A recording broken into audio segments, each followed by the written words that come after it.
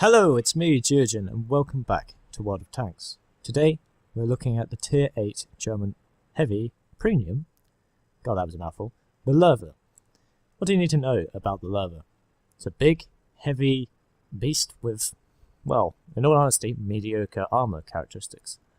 Its mobility is okay, considering its weight.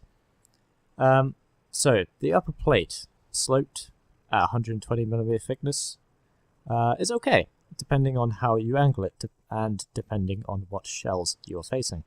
The lower plate, however, is much thinner and is much more poorly angled, and you will be penetrated there consistently. The side profile is big and flat, and you will be penetrated. The rear is also weak, but it's angled at a reverse slope, meaning you may be able to bounce certain types of shells, depending if they are from, say, Tier 7s or Scouts, and the angle. It all depends on the angle, really. Also, if they're firing premium heat rounds, forget it, they'll go straight through your armor. The turret mantle is okay, and the front of the turret is curved. I'm not sure of its thickness, but you will likely be able to bounce shots. So, moving on to the gun. You have a lot of ammunition before I talk about the gun's actual characteristics. You have over 70 rounds, perhaps 80. I can't actually do maths that quickly. Doesn't matter. Moving on. The gun itself is a 105 caliber. It does 320 average damage with its armor piercing and APCR shells, and I'm not sure what the high explosive is. The penetration is 234 on standard armor piercing, which is very good. And the premium rounds, I am not sure, but they are in the high 200s, which are exceptionally good. The shots I'm taking here at this T-34 are not very good, in fact. What I thought at the time was I could see more of his tank. I thought I could shoot into the side of his vehicle, side of the turret.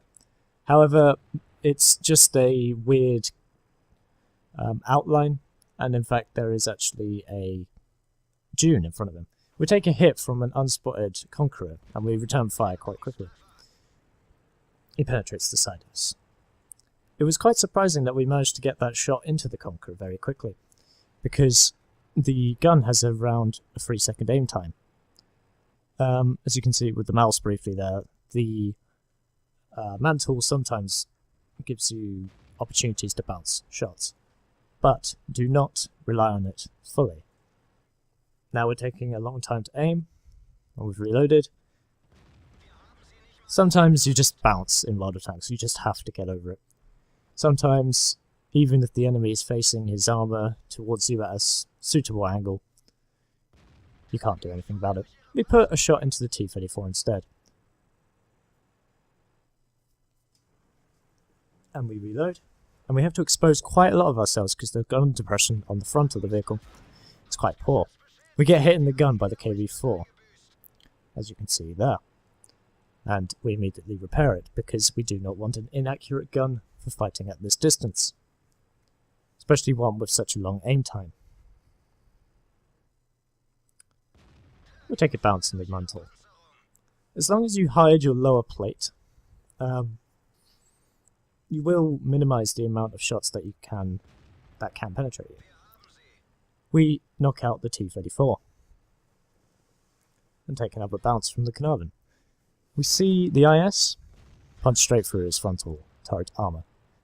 234, more than enough. That penetration at the top left looks a bit funny to me, but perhaps it went straight through the mantle and behind it, although it is right on the edge of the mantle, so oh well. We put another shot into the IS. Up to 2,000 damage done in 7 hits. We fired many more shells than that, of course. And there, you see one goes straight into the mantle and one goes slightly to the left of the mantle and behind it, penetrating the frontal armor. It's quite a lucky shot in my opinion, considering the curved nature of the turret. We reload, and we put another shot into the Carnarvon. who is dealt with very quickly by an IS-8. The Conqueror from earlier is not really paying attention to us, and we put a shot into his commander's cupola? Or perhaps below it. His turret isn't angled properly towards us, and at this distance 234 penetration into that turret is sufficient. The second shot knocks him out for 37 damage. We get hit by what appears to be a high explosive round, because it blows off our tracks. However, it may well have been an AP round. We take a shot and bounce it again. Some good angling. This MT-25 has now got behind us, but his gun is very weak. It cannot penetrate the side of us, even at a good angle. And he is promptly dealt with support from the AMX AC-48, who's been behind us for the majority of this game. Now we are bullying this KV-4, along with support from the various allies. There's only 2 of them left, made that 1 of them left, that being the KV-4, and we make our way over to him. The Su-122-44 in front of me has gotten himself into a bad situation. He's trying to use his mobility, however he's on critical hit points. And the KV-4 takes him down. We put a shot into the back of his turret as he's preoccupied. And now we wait for the reload. Put a shot right into his sidearm. If we hit his tracks, it probably would have bounced. And the AMX makes a critical fail there, ramming a 100-ton vehicle in something which weighs, I don't know, about 40 tons? I'm not sure how much that vehicle weighs, but it weighs a lot lighter than the KV-4. And that is game over. We have got ourselves 4,500 damage in 16 hits. Let's take a look at the post-game statistics very quickly. Okay, so here are the post-game statistics. Once again, the replay has been uploaded to a site called cookiebaby.replays.com. Very good for looking at your replays in good detail. So, because this is a premium tank, much like the 112, the tank makes quite a lot of money, because both of these vehicles sit at tier 8. So we made 153,000 credits. Of course, not all of that is profit. I do have a premium account, but even if you didn't have a premium account and you own this vehicle, you would have made 102,000. Sorry, I would have made 102,000. There was a times 3 event going on, so we made 7,500 experience, and I still would have made 5,000-ish without a premium. We hit 78% of our shots, and we missed 5 because of those poor shooting at the beginning, where we thought we could actually hit that T-34, but we couldn't. On the right hand side, you can see that we did lots of assistance damage.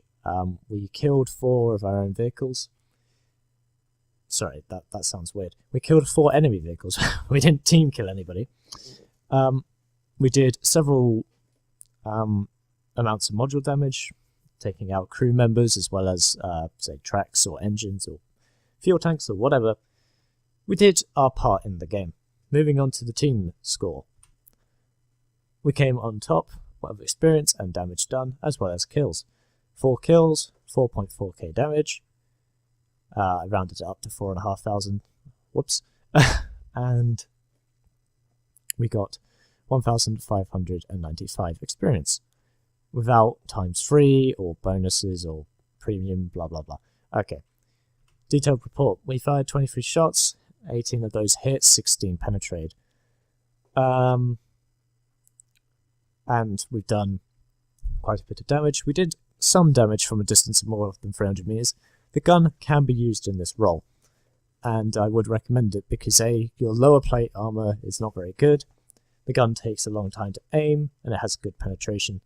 So fighting from a longer distance generally is better. We took 14 hits, only 5 penetrated, 9 of those were non-penetrations. So we received 1200 damage and we blocked almost 3000, taking a potential of almost 4000. We detected 2 enemies, destroyed 4 and damaged 6. And we did some assistance damage as well. We didn't go to the base or capture or defend because, well, we were attacking and I was nowhere near the base. So, moving on to profit. We made 122,000 profit. The repair costs of premium vehicles, especially at tier 8, are very cheap. We only spent 6,000 on repair costs. So we made a handsome profit there, which is a reason why people buy premium tanks. The other, of course, is to train crews for other vehicles of the same class and nation. And, of course, we made a substantial amount of free experience, or crew experience, depending on how I used it at the time. I think I probably used it for free experience, so I could use it on other tanks for other modules. And that was the Tier 8 Löwe on Sand River. I hope you guys enjoyed it, and as always, I hope you're having a great day, and I'll see you in the next one.